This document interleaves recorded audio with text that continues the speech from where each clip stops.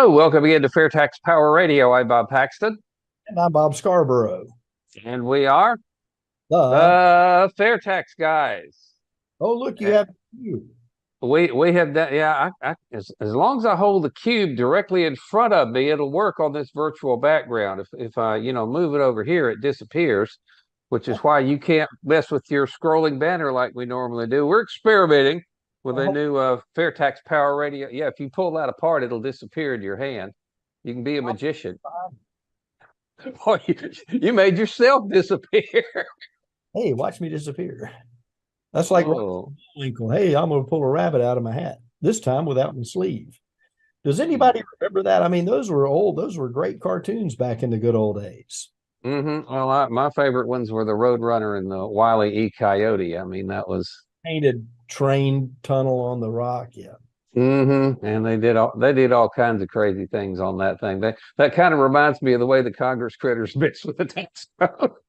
And yeah, just confounding, and then all of a sudden he runs off the cliff and he's hanging up, and well, we enjoy having you all with us every week as we talk about the fair tax. It is a tax on consumption that replaces the income tax and gets rid of the Internal Revenue Service, which is by far the greatest thing to happen since sliced bread. But we have to get it across the finish line. We have to get HR 25 across the finish line. And today's show is just going to further underscore how difficult it is for people to understand 23. Yeah, well, I'll tell you first. We've got to ask folks, how do they like our new set here? Let's see, we're just experimenting with it. We might keep it. It's not bad. I kind of like it. You know, the electronic age has brought about all kinds of possibilities, but unfortunately, I still look the same way that I have for a long time. Yes, and that is why you're in radio, and that's why I tell people my broadcasting career was in radio for a reason. Okay, but that's pretty cool that we could be sitting side by side at the desk, and you're in North Carolina and I'm in Florida, and everything else you see was generated by a computer. But that's if you got technology, you might as well use it, right? Somebody's got to do something with all this technology. It might as well be us. Right. Okay. Well, somebody has got to do something to keep their eye on the Congress critters to see what they're doing to the tax code. And they've got some doozies this week. I got to tell you, there's some cool stuff in this week's edition of Congress.gov. Remember, tell people what we're doing. We go to Congress.gov. In the search function at the top of the page, you put the words Internal Revenue Code in quotes and hit the search button on there.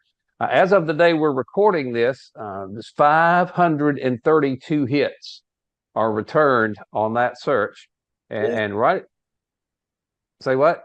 That they've been busy. Yes, I'm saying it. And right at the top of the list, this is what I'm going to need you to explain to me, my good friend here, is HR 3530 to amend the Internal Revenue Code of 1986 to increase the de minimis exception for third-party settlement organizations to $5,000 and for other purposes. Now, I usually look stuff up to see what a de minimis exception is this time, but I was kind of busy, so I didn't. You have any clue what that means? De minimis, it sounds Latin to me, so it's got something to do with the law. Yeah, but probably de minimis sounds like minimum. It might be that they want to raise the let's see, I lost my tab here. There it is.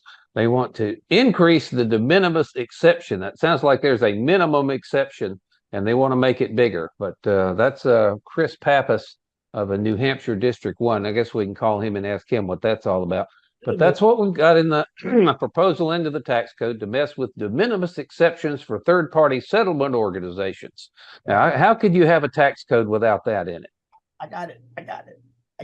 De minimis is something that is very trifling or of importance, usually something so small, whether in dollar terms, importance, or severity, that the law will not consider it. Okay. Well, there's a companion bill to that. S-1725 wants to do the same thing. So that's our first look at what the Congress critters are up to. This is a good one. Ready? I remember this one from last year. I was talking to Elaine Malero about this one because remember they were truck drivers, And Yes. they drove trucks, so there's a difference between highway diesel fuel and off-road diesel fuel. I mean, there's no difference in the chemical composition. It's the same thing. But one of them has had, a good bit of road use tax added into the price of it. And the farmer that's using diesel to run the tractors in his field doesn't have to pay the road use tax. So that how do you tell them apart? You put dye in it. So Yes. highway diesel is one color and off-road diesel is another color. And HR 3524 is a proposal to amend the Internal Revenue Code to allow for payments to certain individuals who dye fuel and for other purposes. I remember talking about this one with Elaine, and she couldn't figure it out either. I mean, it's all of these special interest bills that are inserted into the tax code, because that's about the only place they'll get to in some cases. But let me ask you this question: if it's proposed there, it's got to be brought into an omnibus bill, or at some level brought into law, so that it can be applied in the method that they're talking about, or for other purposes. Well, apparently it didn't pass last time, and they're reintroducing this. This is a Representative Gwen Moore of Wisconsin. Again, and there's a companion Senate bill, 1692, to do the same thing, to allow for payments. Now, it doesn't say tax credits or tax deductions. It says to allow for payments to certain individuals who dye fuel. So I would think that the fuel dye would be introduced at the refinery. It would not be individuals who are dyeing fuel. It would be a big commercial operation. I would have it in the garage, okay, bring me another gallon. Oh, mercy. All right, let's move on here before we run out of time. HR 3473, to amend the Internal Revenue Code to modify, get this, employer-provided fringe benefits for bicycle commuting. That sounds reasonable. If you ride your bicycle instead of bringing your gas-guzzling Jeep to work, then your employer there, the radio station, would have to provide you some, I'm not sure, you don't have any text in this, so I don't know exactly what it's talking about, but it's for the tax code is ought to go in and tell private employers the fringe benefits they have to provide for their employees who commute by bicycle. Now, isn't that a perfectly legitimate use of the tax code? Absolutely. And some of these things could be of benefit to the citizenry. What we're dealing with, though, is the fact that it has to be introduced into the tax code at some level to have it give it some traction. And of course, we know that every elected official up there has to have some way to continue to answer to or have benefit for the lobbyists, so that at the end of the day they can say, hey, look what I did for you. How about contributing to my reelection campaign, or it allows for other purposes. Yeah, well, there's a companion Senate bill for that one too. That's S1724, also wants to provide payments for employee provided fringe benefits for bicycle commuting. How cool is that? Let's scoot on. Here's one actually from the Senate side. It is S1679, S1679, a bill to amend the Internal Revenue Code to postpone tax deadlines and reimburse paid late fees for United States nationals who are unlawfully or wrongfully detained or held hostage abroad or for other purposes. That sounds like something we ought to be talking to John Richardson about. No kidding. No kidding. So apparently, if you go to a foreign country of someplace and you get captured and you're held hostage, or you're some reason unlawfully detained, and you miss a tax deadline, that Senator Christopher Coons of Delaware, if his bill, he's the sponsor for this one, if this bill passes, that the Revenue Code will be amended to postpone the tax deadline. So if you're being held in an unfriendly country, then you can have beyond April 15th to file your taxes. What an excuse for not filing your taxes, held in some jail in some foreign country, or just detained. Oh, mercy. Well, how about we have a tax system where there are no tax deadlines? And if you're held hostage in a foreign prison, you're not making retail purchases of new goods and services, your tax liability is zero, and you don't have to worry about that. That sounds like a better idea to me, don't you think? I would think so, because that's what it's all about, is tax on consumption, fair tax versus income tax and the Internal Revenue Service. Uh, I mean, as we've said many times, I don't know anybody who said, I think I'd rather have the Internal Revenue Service and, and all the benefits that they provide now, as far as customer service, and they're moving off of DOS 1.0 for the computers. It's going to be pretty good. Yeah. all right. Well, I got one more before we could get into the heart and soul of today's program. This is HR 3426 from a Representative Mike Kelly of Pennsylvania to amend the Internal Revenue Code to include expenses related to membership in health care sharing ministries. Let them qualify for the deductions for medical expenses and for other purposes. You see these ads. There's some of these meta shares is the one that comes to mind immediately. Instead of having health insurance, you participate in this health care sharing thing. It's not insurance, that it doesn't really, there is no contractual obligation for them to pay anything. And you make your monthly gift into this ministry, and they will share your health care expenses with other folks. Now, I'm not going to comment one way or the other as whether that's a good idea, but the Internal Revenue Code should be modified to include expenses relating to those kind of memberships, and let them qualify for deduction for medical expenses. So I guess, do they allow you to deduct your health insurance premiums as a medical expense? I'm not a tax lawyer, so I don't know that. Dial a CPA or something, But yeah, there's probably a lot of people out there that know. In my history of filing taxes, the individual taxes, I have not. Businesses, however, can deduct health insurance premiums for their employees. Yeah, that would be a business expense. If they're providing health insurance for their employees, they can do that. But look, again, let's just get rid of this whole Byzantine, your favorite word, Byzantine system, and replace it with something that's really simple, really fair, really easy to understand, and you don't have to mess with that kind of stuff when we get rid of the income tax and replace it with a fair tax. Absolutely. And I'm all for it. I can't wait to see it happen. We're pretty close. I mean, as far as it being promised to be moved from the committee, House Ways and Means, out to the floor of the House of Representatives sometime later this year. We're getting to be, from back when we started talking about it back at the first of the year, it's almost later this year now.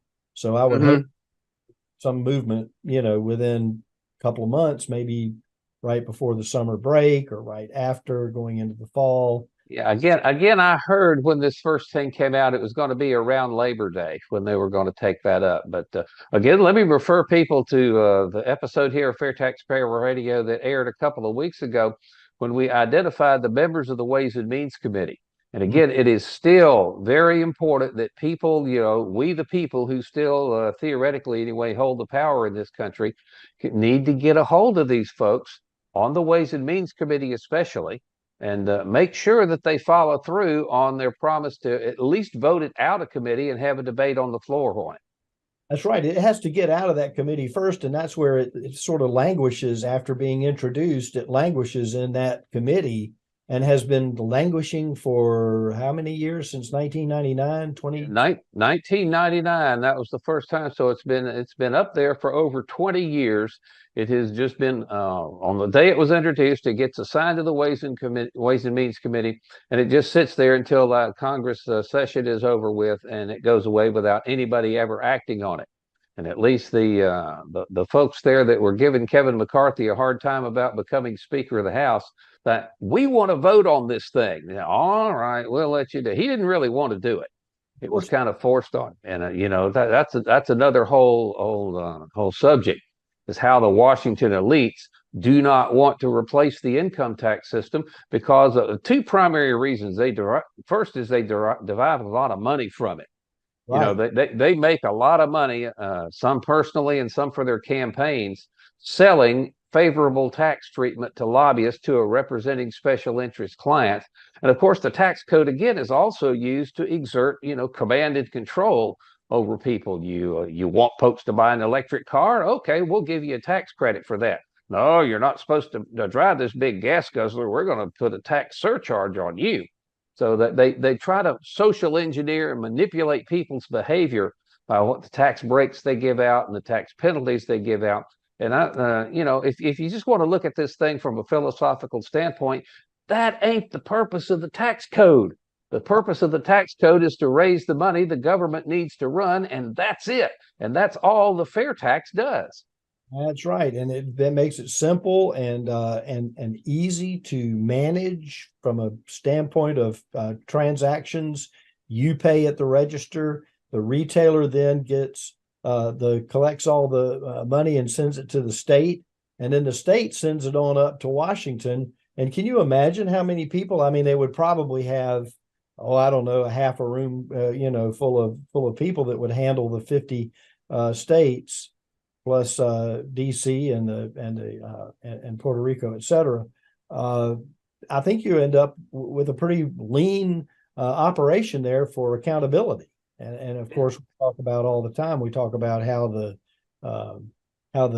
fact that we won't have a lot of evasion. People won't be able to evade paying taxes as much with fair tax than they do now. It's a lot easier to evade a system that depends on you accurately reporting your income, accurately claiming the deductions and exemptions you're entitled to, versus a system where the tax is part of the price of the things you buy. And in order to evade that kind of tax, the vendor from which you are buying your new goods or services has to collude with you to help you evade the tax. And what happens is that the vendors who are collecting the fair tax they get to keep a very small percentage of what they collect. So they're incentivized to collect it from you, not help you evade it. Evasion is going to go almost to nothing. I think like down 95% is the figure that Jade Wiley came up with when he looked at it. But figure out how to game the system, but at some point, and that particular workaround can be easily stamped out. Because the system is going to be more direct to consumer than the way it is now. In other words, you and I, when we go to the store, we buy a loaf of bread or a can of soup or something, and we pay the tax on it. Then that particular vendor then sends it on in the transaction that they make with the state, and the state sends it on up to Washington. And I would think that if there was somebody sitting in the middle trying to skim off the top, that it would be easily detectable because of the electronic transactions. And I think that's probably one of the reasons the Internal Revenue Service would rather have us do electronic filing as opposed to mailing in a paper return because everything would be electronic. Could you imagine how long it's going to take them to process all those electronic returns on DOS 1.0? Maybe they're up to 2.0 now. I don't know. Oh, I don't know, but I tell you what, it's kind of a cliche. Well, I hate to say I told you so, but we're going to say I told you so. Remember a few months ago, several weeks ago here on FAIRtax Power Radio, we did an entire Rest of the Story series on some of the dishonesty that's going to be tossed at the fair tax. And by the time this program streams, this will actually be a couple of weeks old. But there has been a rather prominent dishonest ad run, not by a candidate, though. It was actually by a political action committee that was taking aim at someone who had been a fair tax supporter. And it's the same old routine we see all the time. Boy, you elect this guy and everything you buy is going to cost 23% more and you can't afford to live anymore. They always fail to mention that this massive tax is not a new tax. It is a replacement. So if there is one thing, just one thing that we as FAIRtax Power Radio folks here could get through to people's heads is that the fair tax replaces the federal income tax. It is not going to be levied on top of all the taxes you're paying. You're not going to be 23% more expensive, as this ad that we saw, implies that it will be. And it's just, that's the kind of stuff you got to look out for. And you got to realize that somebody that's doing that is doing it for one of two reasons. He's either, willfully being dishonest, or he doesn't understand how the fair tax works. Well, and I think the benefit to the consumer is being shadowed and without a deliberate by us, by the consumer, looking at the fair tax, a tax on consumption versus the income tax. All we're doing is we're hearing from the very beginning of the introduction of HR 25 this year into this Congress. We've been hearing that the amount of money, 23%, is going to strain budgets. It's going to blow up budgets. It's going to destroy, people's ability to, buy groceries or get insurance, et cetera, because of the cost. But they kind of go, okay, we said it. Now they're waiting. And then all of a sudden, nobody's saying anything about, the fair tax is written, is completely eliminating the income tax, so it balances out. And so it's moved from the newspaper reporter or the TV reporter or the network newscast saying we're 23% on top of what we're paying now. It's now moved into the political arena, to the battlegrounds between the candidates. The fair tax, I think you'll see it from one end of the spectrum to the other, from the House races, the Senate races in the next cycle, to the presidential candidates that are running that would or could support the fair tax. So that's one of the things that we want folks to understand, that if someone in your congressional race or a Senate race, this rather high profile one here was at the presidential level, but it's going to happen throughout the entire spectrum on this next election. And if somebody or somebody in your district is running one of these dishonest ads against the fair tax, go to their town hall and just ask them to defend what they're doing, because they're trying to make it sound like, if this huge tax is passed, you're going to become, life is going to be prohibitively expensive. But they don't tell you, again, that it replaces the income tax, which means no withholding, no federal payroll taxes. Plus, of course, you get the prebate, you get the refund of all the taxes you pay on your basic necessities, are refunded back to you every month. The reality is that with a fair tax, you're going to have a lot more money in your pocket every month, not less money like these ads are trying to imply. So I would love to hear stories from anybody who will go to a fair tax, an anti-fair tax candidate, or somebody who's running an ad like this, and ask them, don't you realize that this massive new tax is a replacement, and it's not all that massive? Because when was the last time, Bob, when was the last time you heard someone talk about a 23 or even a 30% income tax rate being exorbitant and unsustainable? No, the 20 or 30% income tax rate is fine. Well, why is that same rate not good when you're just simply changing the point at which you're taxed from when you make it to when you earn it? I mean, it all falls in. I say I'd love to hear some stories from people who go to town hall meetings and confront some of these dishonest candidates that are doing this.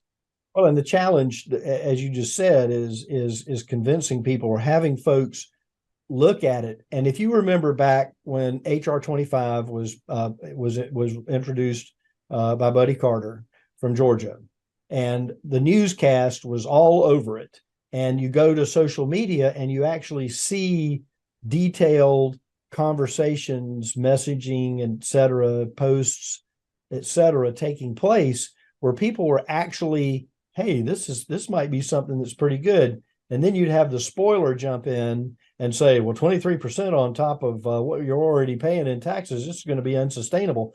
So there were all those little spoilers that came along, and things have kind of subsided now. But here, as we get closer to getting into the meat of the election cycle for next year, you're going to find people back at that level that are saying, hey, we think this is a good thing, and here's why. So for those of you who are out there that are adept at social media, please stay vigilant in those discussions that you find, whether it be on Twitter or one of the other platforms that are out there, Rumble or Truth Social, that is, where you'll hear a lot about it. I'd be interested to see, who would be able to make a comment on Truth Social about the fair tax and see where that took them. But we have to stay vigilant in bringing back to the forefront what Bob Paxton just said. Replace. The word is replace. And you should, when you type replace in, you need to type in FAIRtax replaces, in all caps, the income tax. And I think that's hard for people to grasp their heads around, because there have been very few taxes that disappeared. I mean, once a tax is in place, it takes, an irresistible force against that immovable object to get it to go away. But yeah, replacing the income tax is what this is all about, which is replacing, no more withholding, no more payroll taxes, bring home your whole paycheck. It's something that when you explain it to people in those terms, oh, that's a wonderful idea. But then the rest of them will say, oh, it's going to make your life 23% more expensive. No, it's not. You just so we need to have an informed electorate out there that can call these candidates that are doing that to account, and let them have it at the ballot box. How is it that the amount of money, if it's replacing, and this is the thing that they've smudged over the replacement factor, and they just say we're 23% on top, and they hope that you're not going to take the next step and find out. And I think people are a lot smarter than that. I think people are going to consider it.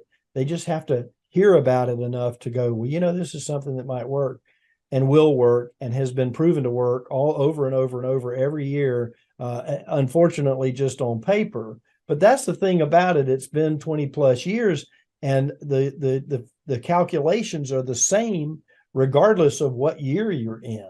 Mm-hmm. And so, and I'll go back to what I've said before, the folks that are our age, I mean, is anybody still alive that remembers a time where there was no income tax? The income tax was implemented 110 years ago. So I don't think there's anybody working today who has ever worked without an income tax. You'd have to be 125, 130 years old and still working. Not happening. So that's my point, is that we're all used to not only doing our own taxes. Like I've said before, I've seen my father, sitting there in the first part of February, working through on the desk there and doing his taxes. He would do his own taxes. Back then it was as simple as pie, but nowadays it's so complex. You have to have a rocket science degree and hire a rocket scientist and a CPA or two to get it done. But we have lived in a time where we haven't experienced no income tax, and I think it would be revolutionary just to give people a taste of it, just to say how great is this. And we know that some states like you have no, and so it's pretty good, isn't it? I got a taste of it here in Florida. No state income tax and that. But I tell you what, we just ran ourselves out of time again. So we're going to have to leave this discussion right here and right now for now. We will have to continue a bit next week here on FAIRtax Power Radio. Again, we thank you for watching, listening, sharing your videos, telling your friends and family about it. And that's going to wrap it up. So until we meet again, I'm Bob Paxton. Bob Scarborough. And we are the FAIRtax Guys, reminding you, as we always do, the fair tax is the only truly fair tax. And once you understand it, you'll demand it. So tell me, how could I pay less taxes? Less? Yeah, I'm trying to get ahead, so how can I pay less? Well, I suppose you could pay less taxes by earning less money, or, you could give to charity. How is that going to help? Actually, I'm not supposed to tell you this, but if you know the right people, okay, or if you have a really good lawyer, you can usually get around the big ones. If I may, Under the fair tax, to pay less taxes, you would simply consume less. You would control how much you pay and when you pay your taxes simply by choosing what you purchase and when you purchase something. So I could stay focused and get ahead. Exactly.